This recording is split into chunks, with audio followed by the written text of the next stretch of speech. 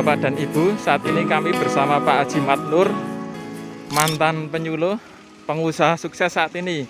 Ini beliaunya kerso nanti berbagi ilmu kaitannya dengan budidaya padi supaya nanti hasilnya bisa optimal, maksimal, produktivitasnya bisa tinggi. Insya Allah hasil pendapatan dari petani akan meningkat. Ini saat ini kita berada di lahan sawahnya milik Pak Haji Matnur. Ini kita melihat di hamparan sawah ada tanaman padi. Kalau kita lihat ini sangat menarik sekali, utamanya untuk jarak tanam, kemudian barisnya. Alat yang digunakan untuk menanam ini ternyata sangat sederhana. Memang saat ini teknologi inovasi itu sebisa mungkin itu sederhana dan aplikatif. Setiap petani itu bisa membuat, kemudian bisa menerapkan langsung di lapangan. Ini untuk menanam, kenapa dikasih gigi? Ini untuk antisipasi kalau airnya dalam. Nah, ini karena ada yang menyarankan tuh jarak 25, ada yang jarak 20. Nah, ini saya ambil tengah-tengah, ini sampai sini 22 cm. Kesininya saya buat 20 cm karena tanamannya kan tidak bisa di bawahnya ini, kan mesti di luarnya.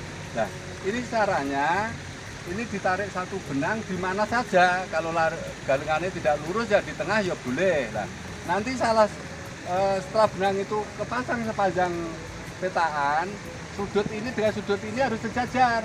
Ini nanti baru ditanam, dua sisi ditanam, dan nanti terus selanjutnya tanaman yang terakhir itu juga harus sejajar ini dengan ini. Nanti tanamannya itu lurus. Jadi sambung menyambung seperti itu. Jadi cara ini sangat praktis, tidak harus pakai siku, tidak harus banyak benang cukup satu aja. Ini alat yang digunakan untuk pembibitan padi. Ini ternyata juga ada alatnya. Meskipun sederhana tapi hasilnya, efeknya di tanaman ternyata banyak sekali. Untuk mempercepat membuat persemian, yaitu begitu padi itu dipanen, dangkelnya itu dikepras, terus dibuatkan parit untuk meratakan dan tanah itu dikeraskan sekalian. Nah, terus kita buat mal kira-kira bisa bervariasi. Kalau ini 1,5 meter, ini karena kayunya adanya 170. Ini muat untuk 1,3 kg gabah dan itu cukup untuk 10 hektar. Caranya arang sekam atau awu dicampur pupuk organik dan tepung puder itu kira-kira perbandingan 1:5. Nah, nanti kita taruh di dalamnya, ini nanti kita blebes supaya rata. Ini kira-kira tebalnya 1,5 cm. Nah, ini kita beginikan supaya rata. Nah, setelah rata, ini bedingan ini ukuran yang luar biar nanti bibitnya tidak keluar. Nah, setelah itu nanti bibit itu nggak usah direndam, dijemur sampai betul-betul kering. Istilahnya diayar kalau istilah di Temanggung. Nah, itu nanti disebar sampai kepadatannya ini merata. Ternyata kita aplikasikan cukup untuk untuk 1/10. Artinya kalau 1 hektar itu cukup bibit 13 kilo saja. Jadi caranya setelah ini dikasih areng, posisi rata, disebar bibit. Setelah itu nanti kita tutup tipis-tipis lagi. Nah, setelah itu nanti kita tutup dengan karung bagor selama kira-kira 1 minggu.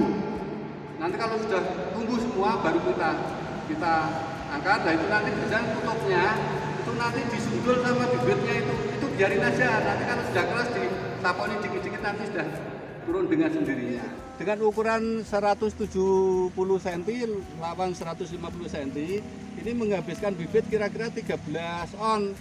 Ya, dan pencabutannya sangat mudah. Ini katanya orang yang sama nyempel bibit itu sing daun satu orang, yang nanam orang 20 itu masih nyampe, Pak, karena ini sangat mudah ditarik. Ini dan akarnya ketut semua. Ini kalau dikopiok, ini kalau tidak dikopiok ya langsung dibedoli kecil-kecil. Ini sudah ketut semua, tidak ada yang tertinggal akarnya. Garu ini tidak ditanami, tapi dibuat parit keliling supaya nyetel airnya itu pas. Setelah itu nanti digaruk-garuk pakai yang untuk garuk gabah itu kira-kira diturai bawah 2 cm, atas 2 cm, jadi ditutup triplek kira-kira selebar ini lah. Itu nanti untuk garuk-garuk.